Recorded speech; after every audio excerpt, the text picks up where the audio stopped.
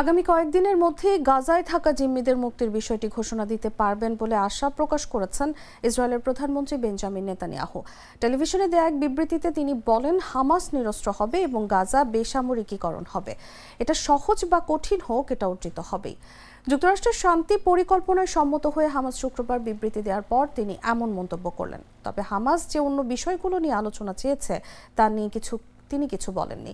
এদিকে সোমবার থেকে যুদ্ধবিরতি নিয়ে সংশ্লিষ্ট পক্ষগুলোর মধ্যে মিশরে পরোক্ষ আলোচনা শুরু হওয়ার কথা।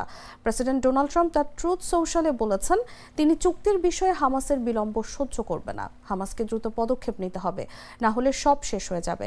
দ্রুত কাজ করার আহ্বান জানিয়েছেন তিনি। পরে তিনি আরেক পোস্টে জানিয়েছেন, ইসরায়েল প্রাথমিক সেনা প্রত্যাহারের বিষয়ে সম্মত হয়েছে।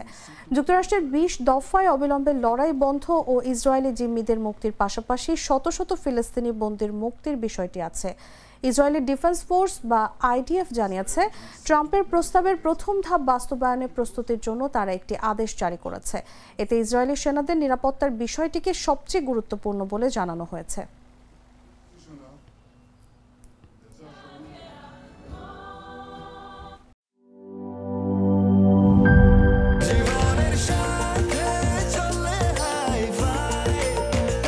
স্বাস্থ্যকর অল টাইম ফ্যামিলি কেক, সব সময় অল টাইম হেলদি লাইফ।